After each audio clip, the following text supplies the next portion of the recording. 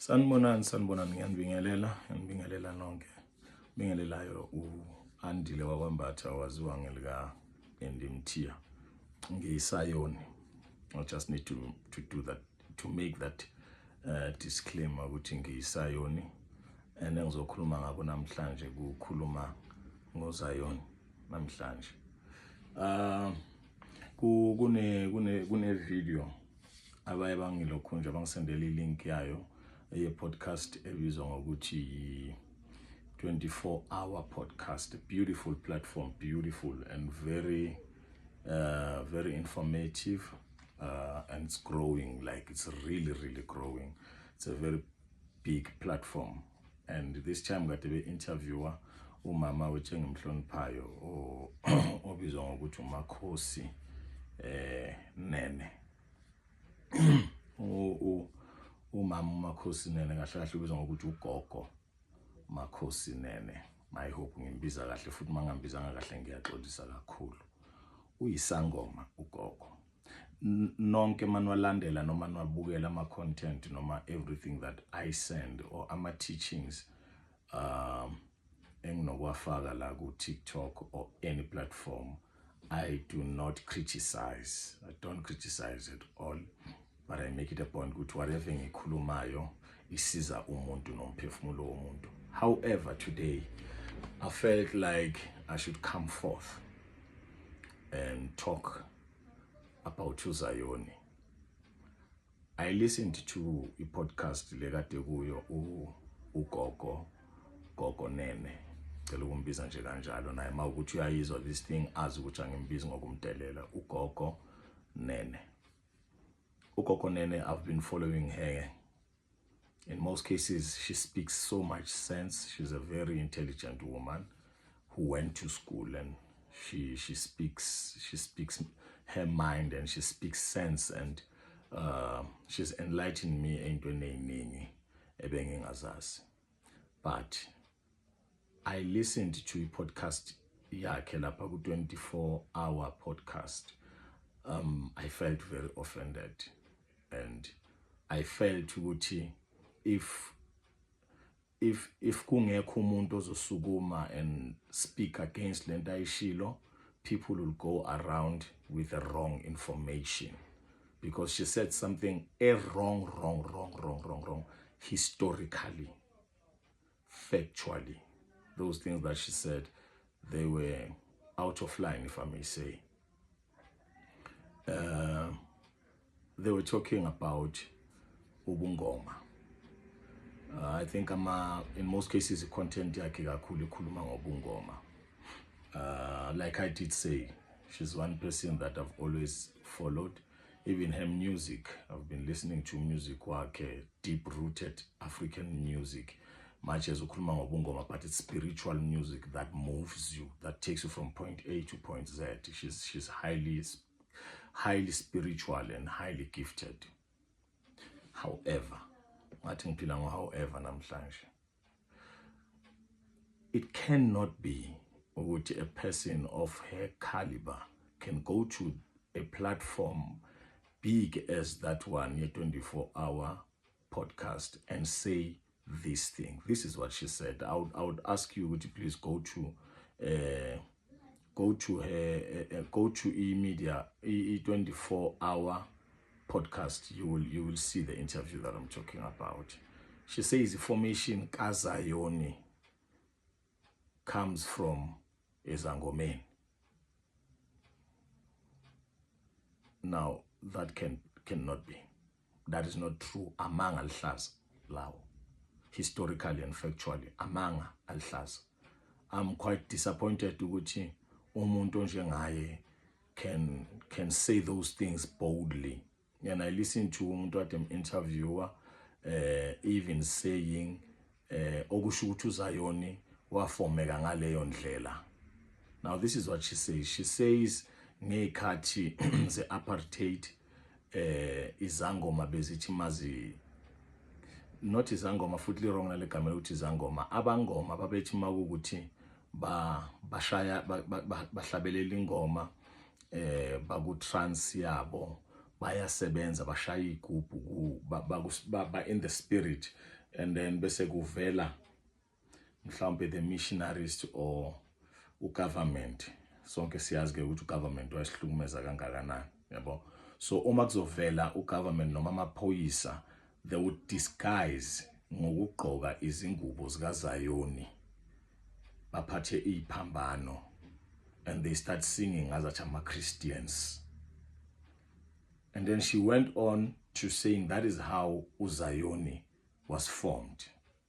I listened to that video more than 3 times, and I was like, maybe Connie Kamal Sileli one that would change the whole narrative.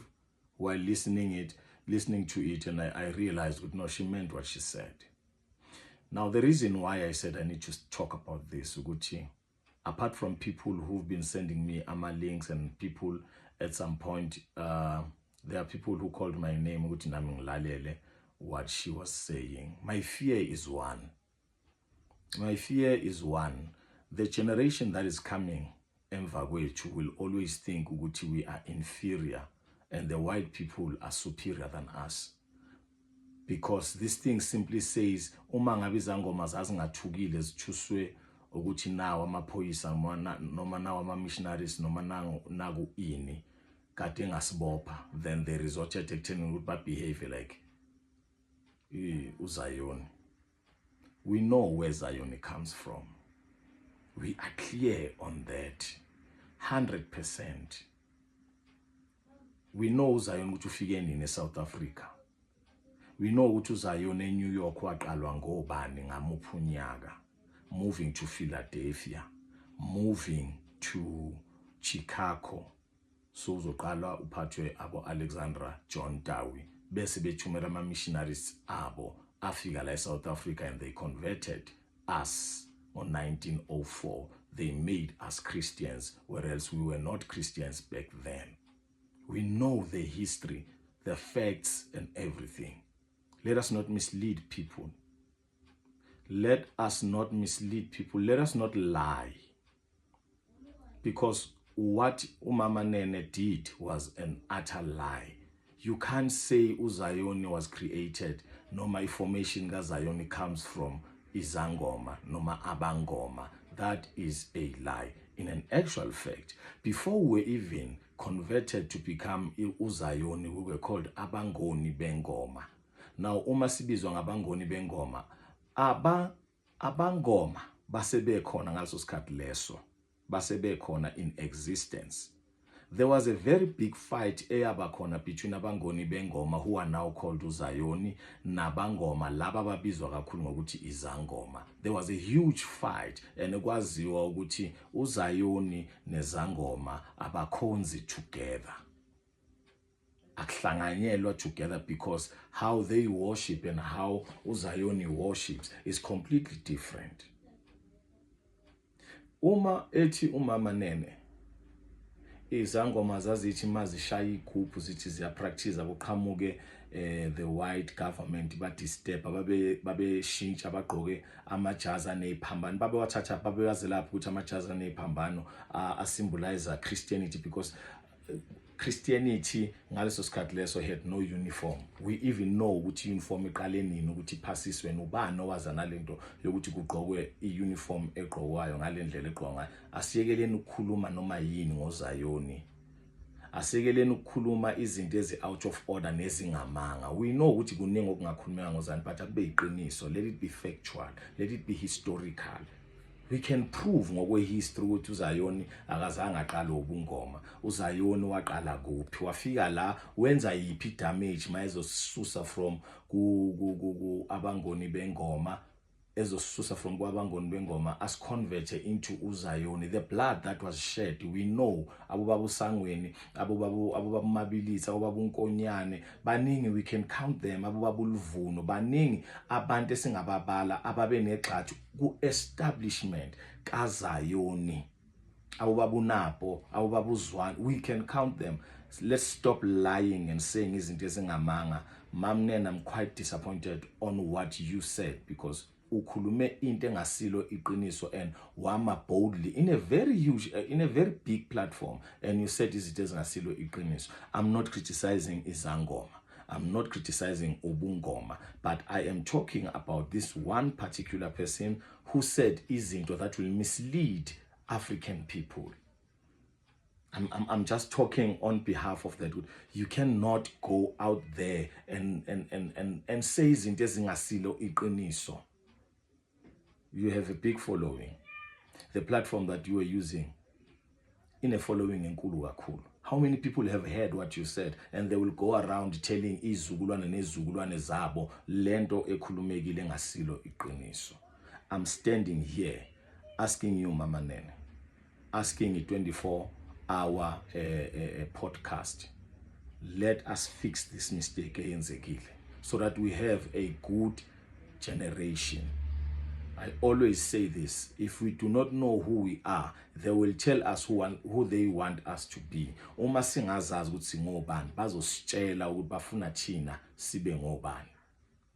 We need to go fix that mistake. With this one, ngiyazi ukuthi so many people can come from my head. It's fine, but I'm talking based on historical facts. It can be proven. Maningi kakhulu ama sources. What pains me the most ukuthi umuntu ofundile waya ngaphesheya wayofundela phesheya. Ubungoma bakho bakubamba ungekho la eSouth Africa kodwa uphesheya. Okusho ukuthi you were next to information about uZayoni. Ngabe kungcono wayithola leyo information wayisebenzisa ngendlela eyiyo wakhuluma amaqiniso. Angilwi ke nawe mamunene. Ngiyaza ungazi. Bachangilwe nawe. But the most important thing, akube iqiniso elihamba phambili.